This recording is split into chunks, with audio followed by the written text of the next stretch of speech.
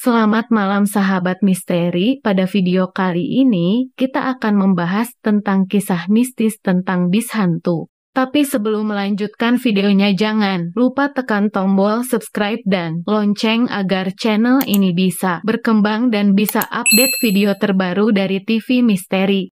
Kisah horor misteri ini datang dari dua mahasiswi yang sedang menimba ilmu di salah satu kota.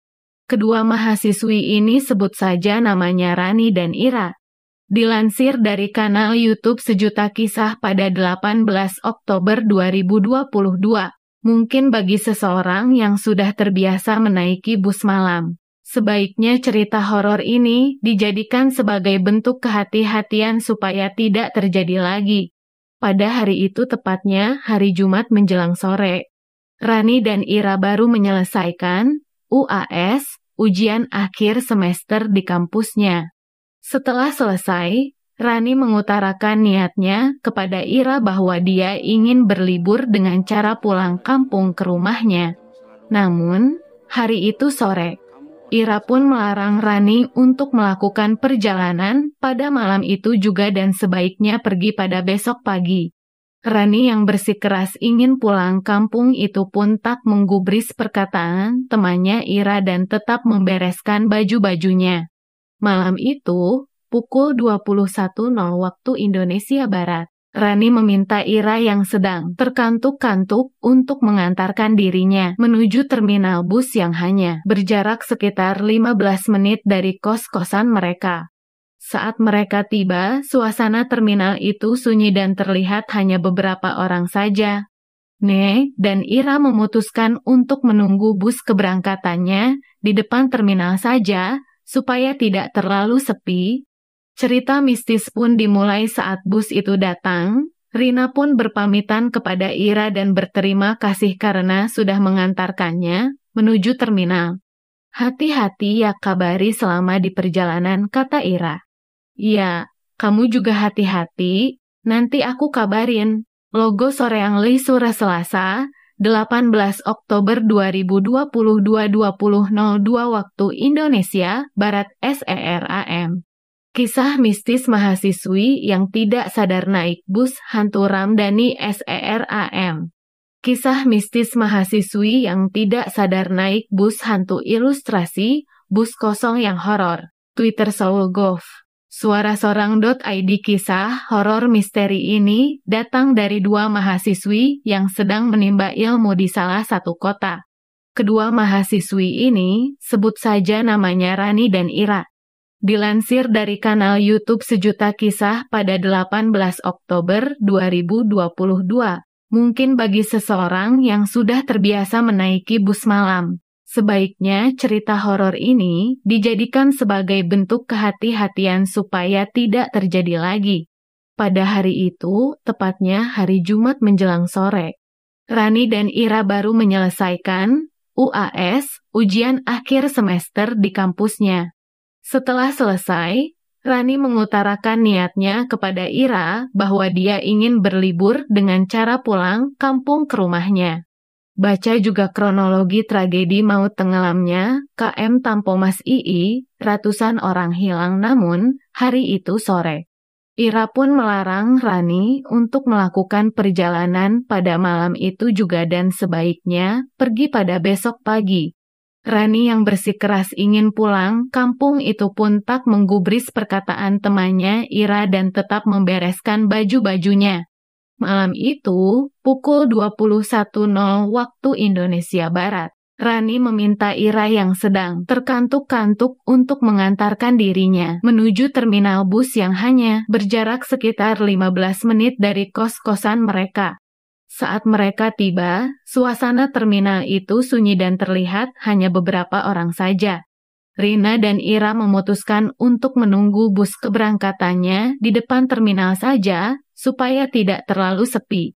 Baca juga 5 tradisi Jawa Timur yang mistis. Bisa komunikasi dengan makhluk gaib hingga kesurupan. Cerita mistis pun dimulai saat bus itu datang. Rina pun berpamitan kepada Ira dan berterima kasih karena sudah mengantarkannya menuju terminal. "Hati-hati ya, kabari selama di perjalanan," kata Ira. "Iya, Kamu juga hati-hati, nanti aku kabarin. Ira dengan jelas melihat Rani masuk menaiki bus itu dan duduk di kursi bagian belakang. Padahal kursi di depan masih banyak yang kosong. Ira sedikit heran dengan kondisi bus yang dinaiki Rani. Karena lampunya redup, sedikit gelap. Sopirnya pun terlihat diam saja menatap lurus ke depan. Bahkan yang biasanya bus yang lain memiliki konduktor, namun bus ini tidak. Namun Ira tidak terlalu serius memikirkannya. Dia pun melambaikan tangan kepada Rani yang busnya sudah melaju. Tapi Rani tidak melihatnya.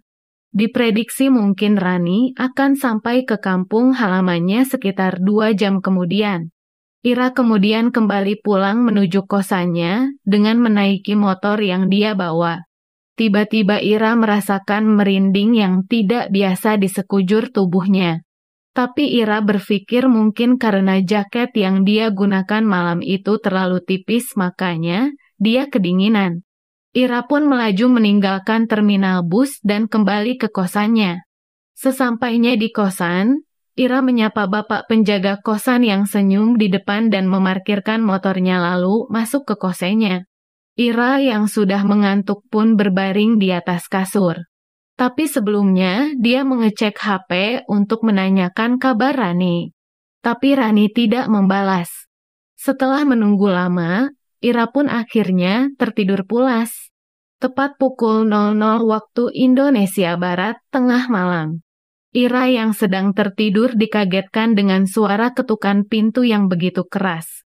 Ira yang merasa kesal karena tidurnya terganggu pun berjalan sempoyongan menuju pintu dan melihat ke arah jendela. Betapa kagetnya Ira, dia menemukan sosok Rani yang ada di depan pintu.